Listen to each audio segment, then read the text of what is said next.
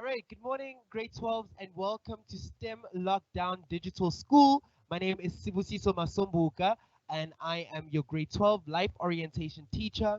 My details are on the screen that is appearing or that is projected on your computer or your cell phone right now. My email address is sibusisomasombuka@ymail.com, and you guys can email me any queries that you guys might have or any concerns with regards to grade 12 life orientation. Welcome to the learners that are joining us on Microsoft Team. Thank you so much to the learners that are joining us for the very first time, the learners that are always in class and always on time and always taking part. A very warm welcome to you as well. And also a very warm welcome to the learners that are watching on YouTube and are streaming this live. Remember, you guys are able to still watch these videos and catch up on them, and you guys can use them to revise the work when it comes to when exam time reaches pretty soon.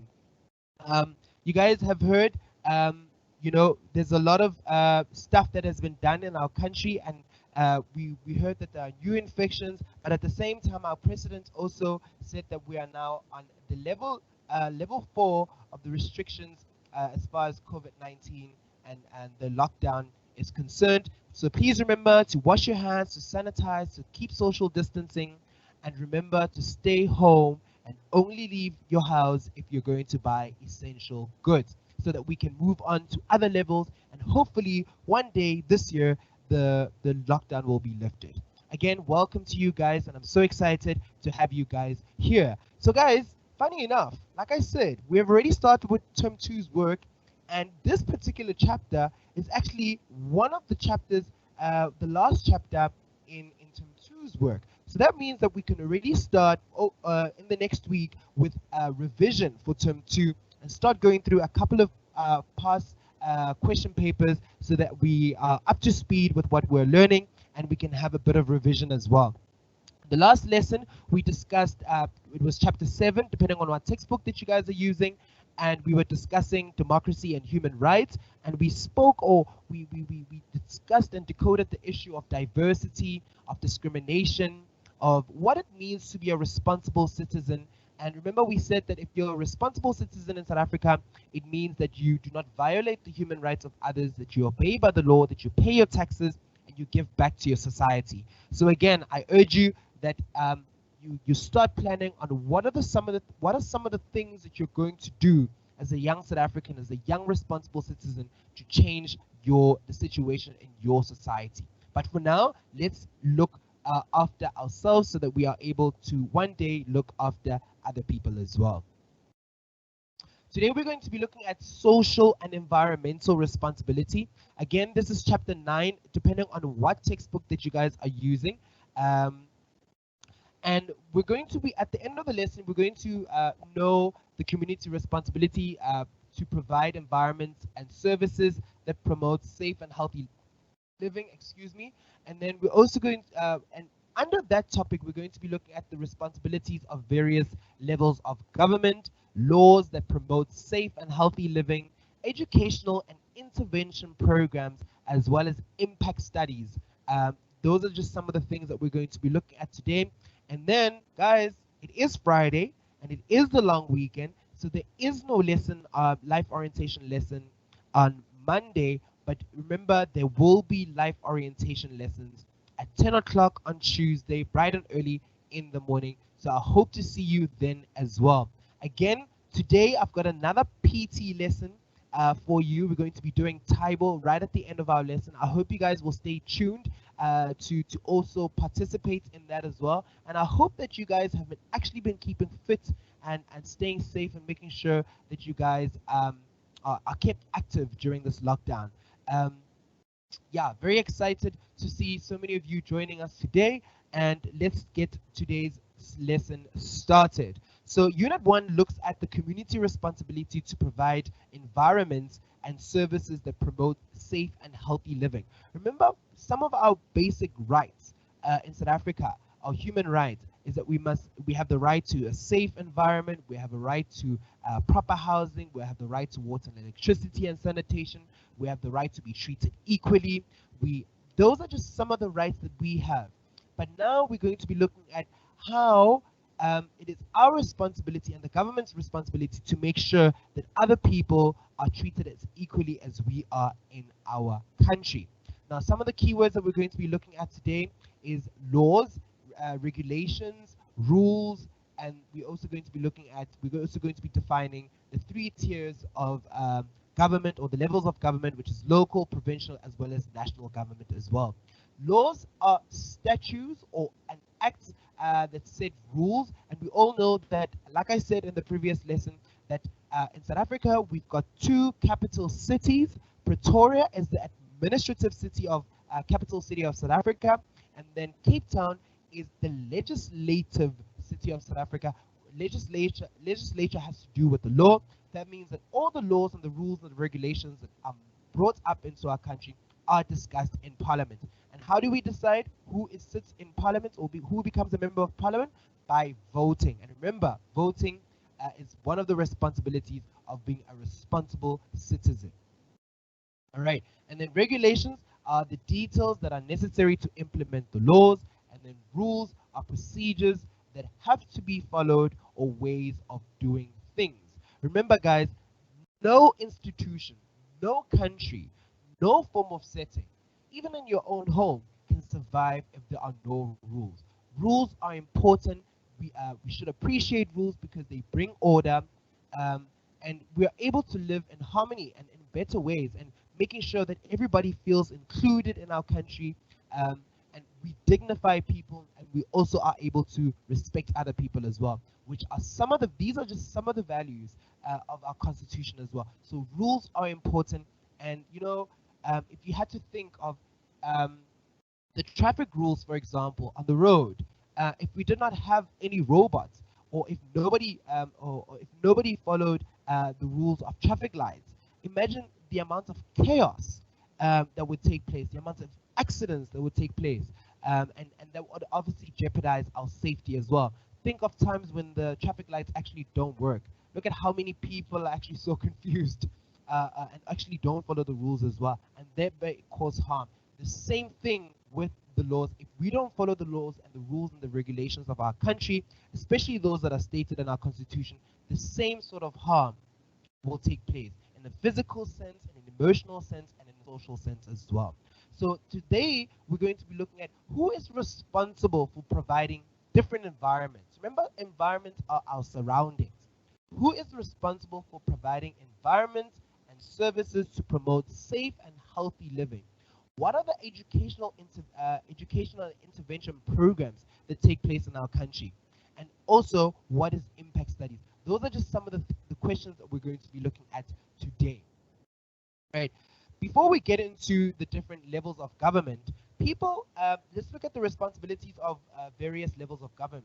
People abuse the environment by, for example, polluting the air with smoke, chemicals, dumping chemicals and rubbish into rivers and the oceans, chopping down of too many trees, and overusing pesticides.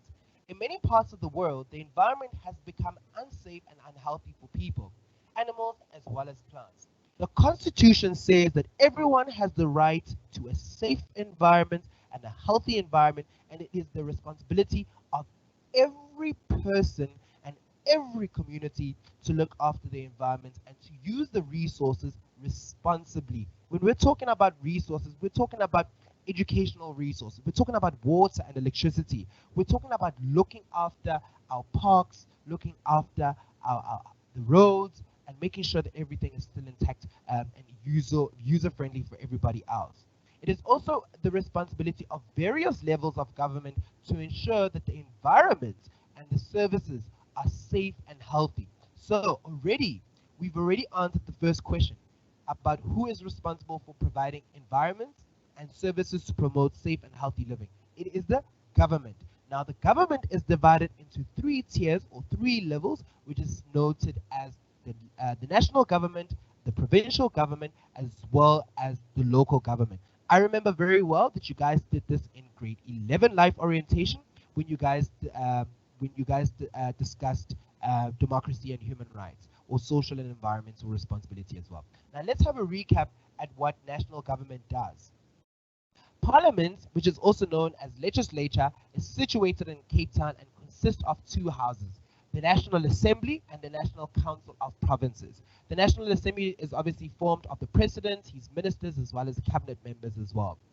Um, the parliament is bound by the constitution, which is the highest law in the country, which came into effect in February 1997, and must act within its limits. It makes laws in national government. They make laws. They approve budgets and taxes to be paid. They regulate the economy. They provide national infrastructure like power stations and highways. Remember, infrastructure is defined as the resources or the physical resources that allow economic environment to take place. For example, you could own a vineyard in Cape Town, you could own a sugar farm or a sugarcane farm in Bloemfontein, you could have a coal mine in Brits, um, and how your industry or your particular business can get the coal or can get the sugarcane or can get the wine to any other province is through its infrastructure. And the different forms of infrastructure also include airports, roads, harbors, etc., etc. So we're also quite privileged to know that we live in a country that has great infrastructure and allows free movement and allows economic freedom and for everybody to take part in that in the economy as well. Then provincial government. Provincial government provides education through the school system. It provides infrastructure for transport, rules for taxis and buses. It provides healthcare by means of hospitals. It manages the environment. It provides funds for housing and development as well. So we know that the president as well as the ministers are the executive members of the national government. In provincial level government, it is the premier as well as the MECs that are the executive of that particular province. So we all know that we have 9 provinces in South Africa. That means we have 9 premiers. All right. And just like how the national government has the budget speech, the premiers then sit with their MECs of finance and they then decide on the budget for that particular province, and that is also discussed and transparently with the people of that particular provincial government as well, or province as well. All right. Local government, the executive members here are obviously your mayors. Here we're looking at your metropolitan areas, your municipalities. These provide water, electricity, sanitation, traffic, roads, street lights, town planning, libraries, and fire brigades. They maintain parks, libraries, as well as recreational centers as well. So again, same with the budget, with the national budget. It's discussed through the provinces or the premiers discuss with the mayoral committees or mayoral members, and then the mayoral members then give the budget to the local government, and then they are able to distribute those funds into making people's lives better, into making sure that these services are provided in order to promote a safe and healthy living conditions for all South Africans, and particularly for that community as well. Let's have a look at some of the laws that promote safe and healthy living. Parliament creates and changes the laws that promote safe and healthy living in the whole country. There are many acts that follow, and some of these acts or the examples here is the National Water Act, which regulates the management of water resources so that everybody can have access to clean water. It protects the quality of water resources as well. In grade 10, you guys learned on the different ways in which we can save water. You know, water is such a precious gem in South Africa, and we're very lucky. Even though proper running water and clean water is not accessible to everybody, again, that is a human right violation, just as a side note. Even though it's not accessible to everybody, we're actually privileged as a country that majority of us get clean, safe, running water that is drinkable as well. I mean, you open your tap and you're able to drink the water. In some countries, that is actually a luxury as well. All right, and then we've got the National Act, which has rules about the access of healthcare services, basic care, basic health care for children, and our provinces and municipalities should deliver quality healthcare services. So as we know, well, one of our rights is for us to get basic healthcare services. either for when you're pregnant or even after you've given birth, for STI treatment, for HIV treatment, for TB treatment, or any other minor or major ailments as well. Then we've got the National Environmental Act, which protects the environment, promotes conservation, and has rules about pollution, ecological degradation, waste management, and the use of natural resources. And part of that, the National Environmental Act, just as a side note as well, some companies especially manufacturing companies who produce certain products or goods, who cannot function without polluting, those companies or businesses pay a different tax levy, which is called green taxes, for polluting. So they pay extra. So that all falls part of the National Environmental Management Act as well. Just as a side note, just so that you know. All right. And then Meat Safety Act promotes the safety of meat and animal products. It includes rules about abattoirs. Abattoirs is obviously where meat is animals are slaughtered and they're obviously produced into consumable meat that we can all consume. How they should operate so that meat can be safe to be eaten and so that animals are treated humanely. That is, humanely treating animals humanely means that you treat them in a proper way. And then we also have the National Veld and Forest Fire Act. This its purpose is to prevent and stop veld and forest mountain fires. And we also have the Environmental Conservation Act, which monitors and protects environment against pollution. This includes noise pollution, the deterioration, and the poisoning, so that people can have safe and beautiful environment in which they live in. And when we also have the Consumer Protection Act, a lot of you who do business studies would have been exposed to this particular act before. And this act talks about it makes people responsible for safety of food that they buy. Sellers make sure that, for example, they buy goods from manufacturers who follow the standards set by government, that they keep certain foods cold, and that they follow hygiene standards. They must control pests and rodents and dispose of waste such as expired food in a safe way. Just now, the other day, actually last night, we heard that a butchery in Soweto was actually fined for selling rotten meat to that bought from that butchery as well. Now we're quickly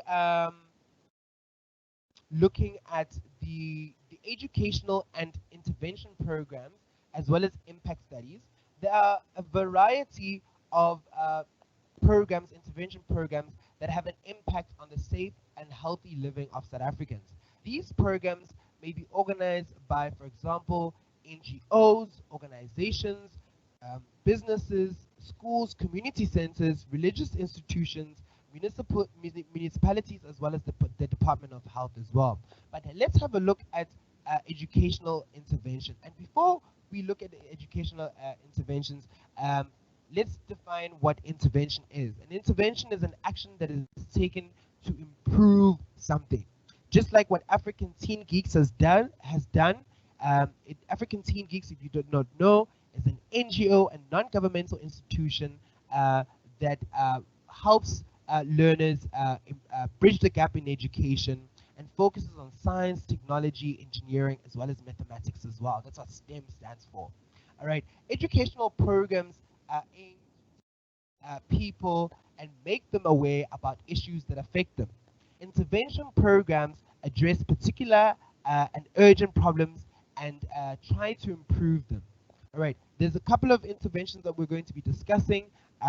Here, they're on the slide as well. These are just some of the interventions that are well known. But like I said, STEM Lockdown Digital School is actually one of these educational intervention programs that help teach people and make them aware about the issues that affect them as well. The first one is the acronym is CHIPS, which is the Community Health Intervention Program that promotes healthier lifestyles in Cape Town through sports and exercise.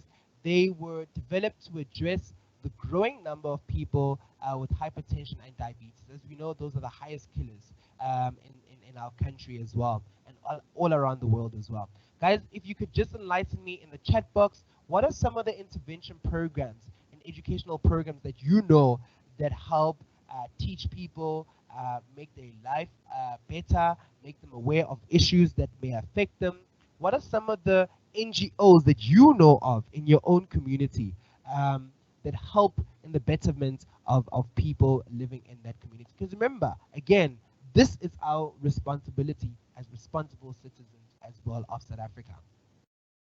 Other intervention programs is the sports intervention program. Some municipalities and NGOs have developed intervention programs that aim to involve youth to exercise. The program also aims to raise awareness on HIV and AIDS.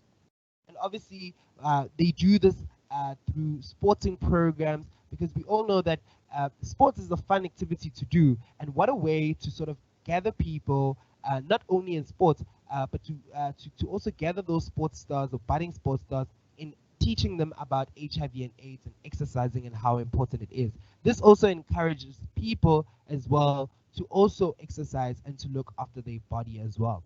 And then there's a NICRO safety ambassadors. This intervention program is for school-going youth between the ages of 15 and 18.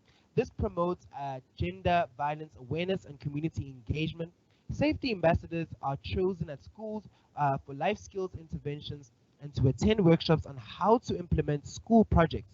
They learn how to take charge of their environment and how to include other youth and young people in addressing crime-related issues.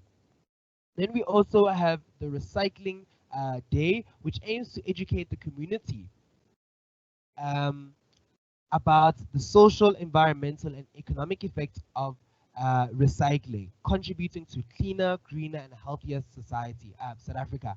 Again, guys, let me know in the chat box, what are some of the social benefits of recycling? What are some of the environmental benefits of recycling? What are some of the economic benefits of recycling? If you guys could enlighten me in the chat box so I can read some of your answers. And please let me know of any other programs or interventions that you guys.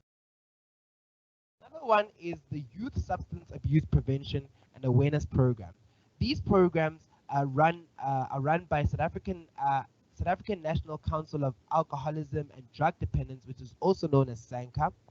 The program promotes healthy lifestyles by providing drug education and developing leadership and life skills in schools. SANCA offices are all over South Africa. And your textbooks as well, has numbers where people are able to contact if should they seek help as well. And then let's have a look at impact studies. Impact studies measure and monitor something to see if a particular action would or is having an effect. For example, an environmental impact study that may be carried out before building a road to see how it will affect the water runoff, plants, animals, and people. An impact study may be carried out after a youth substance prevention program to find out if it worked and what the program needs to change. Impact studies are also known as audits or assessments. So, for example, Africa Teen Geeks, like I said, is an educational program, an NGO that tries to bridge the gap in education in terms of upskilling learners in science, technology, engineering, and maths, as well as obviously we know that there are other programs and other subjects that are offered here on this platform as well. So they will do then after lockdown or weekly and daily or monthly, they will then do an impact study to see how many learners that they've reached. That is another example of an impact study. And guys, I hope you guys are ready for some Taibo. Before we get into some Taibo, let me see if there are any questions or queries that are posted up on the chat box, and I will read some of those here.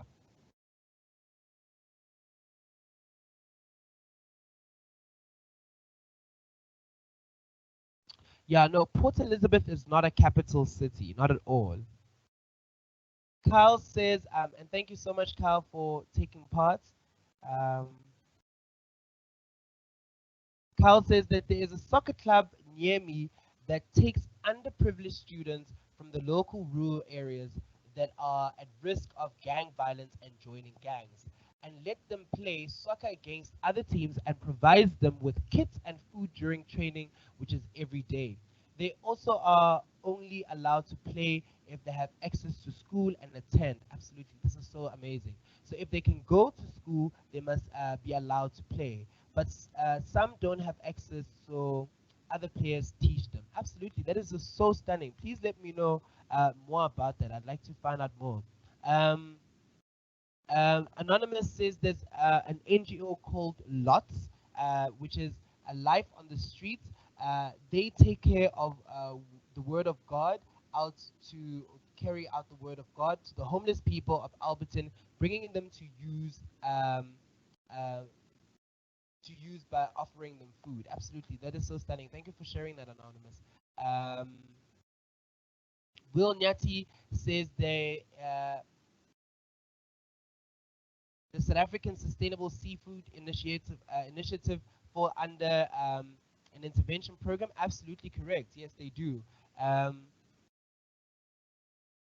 and yes, Cal, to answer your question, these videos will be available on YouTube for a long time and for the rest of the year, actually forever. So you guys can actually use them. And even next year's matrix will be able to use them as well. Thank you so much for taking part in this discussion. It was really great to hear some of your responses and you guys actively taking part in today's lesson. I hope you guys are ready for some Taibo. I hope you have got some gym clothes on. If you don't, just do it. This is a beginner's Taibo class, and I hope that you guys will enjoy it. And please stay tuned because I will be giving details on how you can have access to my Google Classroom, how you guys can contact us, Africa Teen Geeks. Please stay tuned and watch the video, and we'll chat in just a bit.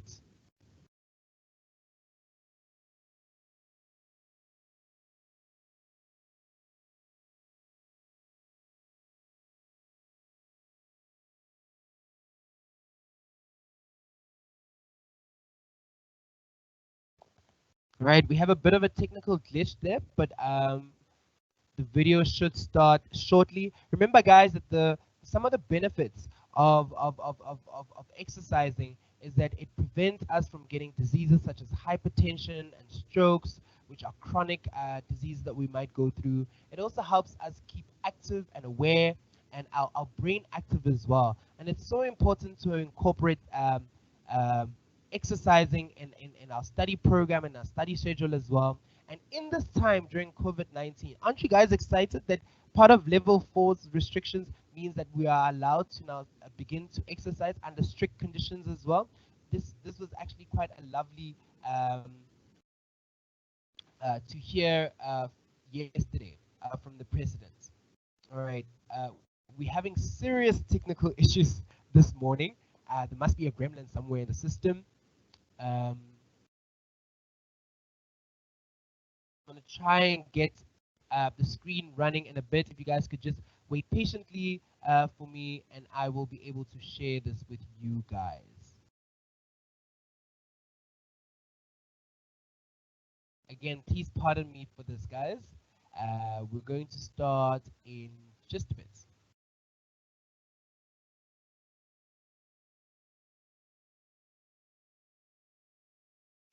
And thank you to all the learners that have been engaging with me and sending me some of the work that they have been doing. It's so encouraging to see so many of you taking part. And you know, let me know as well if you guys would appreciate doing some some lessons on, sorry, some revision. Let me know, and I'll incorporate that in the next couple of lessons to come as well. So please let me know as well.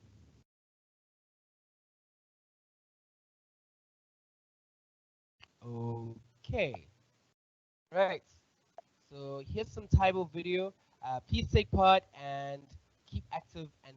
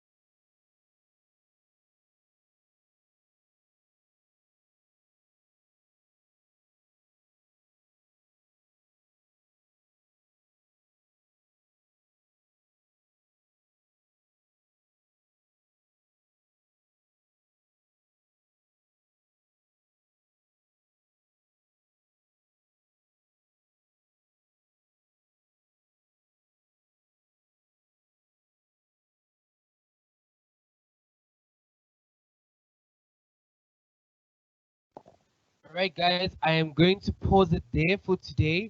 Thank you so much for taking active participation in today's lesson. Thank you for joining me today. And like I said, there is no lessons, life orientation lessons on Monday, but we're definitely back on Tuesday. And we're also going to continue looking at social and environmental responsibility. And I like next week Tuesday's topic because we're going to be looking at creating and formulating your own personal mission statement. We're going to be looking at personal values. We're going to be looking at belief systems. We're going to be looking at some of the values that we need to sort of carry into the world of work or carry as responsible citizens.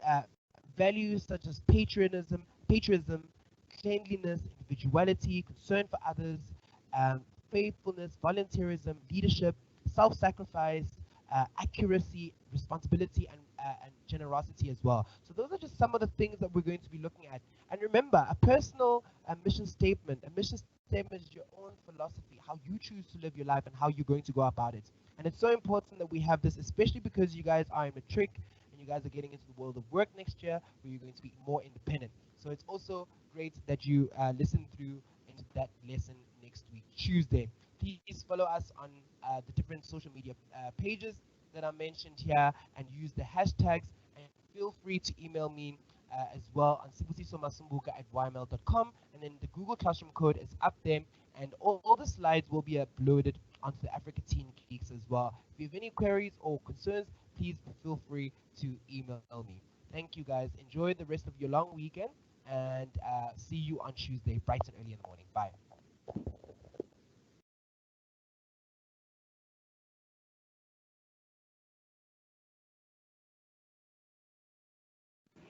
Thank you, Sibu Sisu. You must have a lovely weekend and we'll speak on Tuesday. I don't know if I'm your host for next week though.